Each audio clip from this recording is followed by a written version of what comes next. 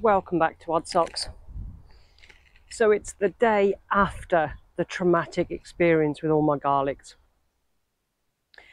But we need to move on. So I've actually got a load of cabbages I need to get in the ground, and it will save me potting them on, saving me compost. Now, the cabbages I want to get into the ground are the red Calibos and some red drums. Now these should, in theory, be ready around any time between August and December. So it will give me a little bit of a later crop. Now, as you can see, I've got quite a few here to actually go into the ground. I've also got some Kalettes. Now, these were doing so well, and then I left them in the greenhouse and they got pushed to the back and I didn't see them, and they really dried out. But I think these should be absolutely fine to go in. They've really picked up now, and I want to get these into the bed too. So today I just want to focus on my cabbages. Now, I know roughly which beds are going where, and my beds already have frames for netting, which I've got enough netting to redo the areas to protect against those cabbage whites, which will hit every brassica that you put into that ground. So they've already been weeded and raked over lightly, and now I just need to get them in.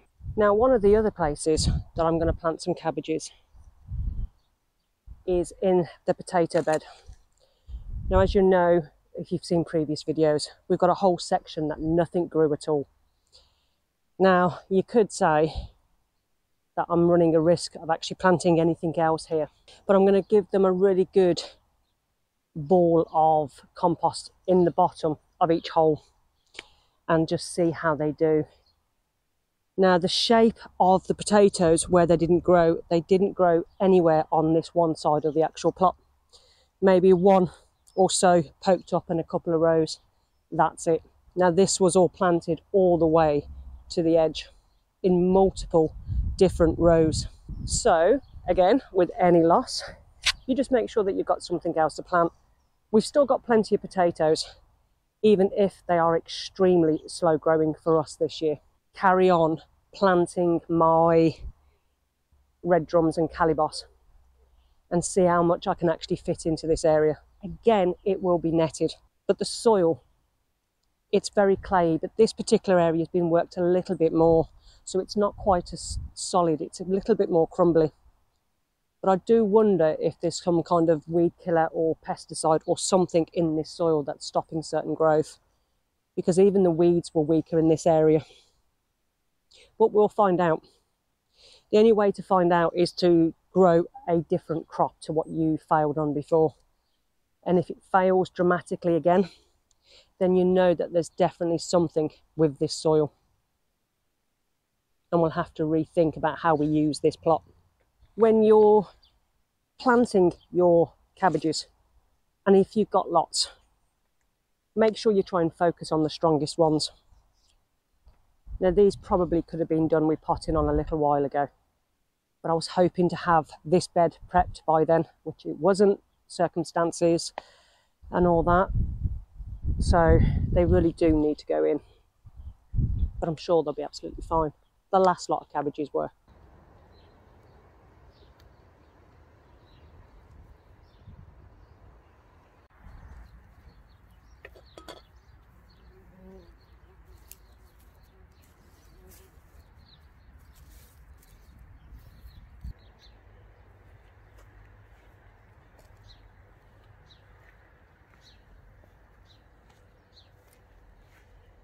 So this is the other bed that we had this is the bed we had the elephant garlic in. Obviously, we can't plant any more alliums whatsoever in this bed, even though we have got leeks. But at the moment, they're not affected. But if I dig them up and move them to another place, I run the risk of spreading it to that bed for next year as well. So I'm actually just going to keep them in this bed and just actually see what happens. But what I'm going to plant in here next is my Kalettes. Now, this particular frame is a little bit taller than a lot of the other frames. The other tall cages are already full of other cabbages and sprouts and broccolis and kales and stuff. So it's going to have to go into this bed this year. Now, as I said before, this bed's a tiny bit more shadier than the average, but these should be absolutely fine. And I think it was extremely, last year this bed wasn't that wet, but I think it did get so wet through the winter and early spring with all the rain and the flooding that we actually had here. So I'm just going to get these in here. Now, there is quite a lot and they do need a reasonable spacing, but I'm actually going to try and cram in what I can in a small grid here. And as you can see, the root system is quite good on these, and I'm just glad that they actually survived.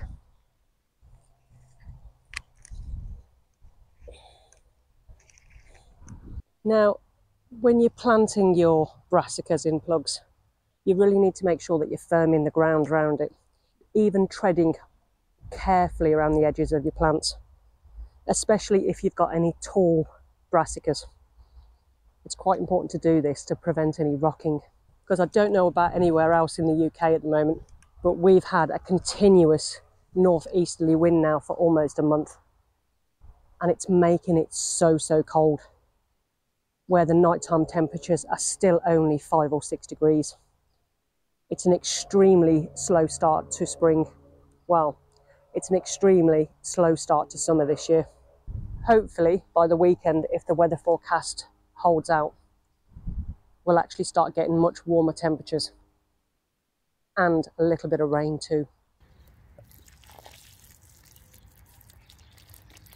Now, if you've never grown kaleets before, they actually are really tasty. And if you go to buy them in the supermarkets, they're really expensive. They grow about 1 metre tall and they're quite bushy too, so you need a little bit of space. But those little kaleets, when they're either stir-fried or steamed or added into whatever meal, it's a really tasty addition to your food.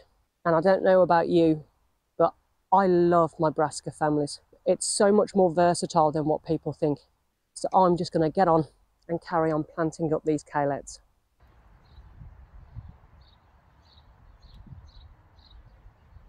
Now, I've got the netting up on my bed that I've got in the old potato bed.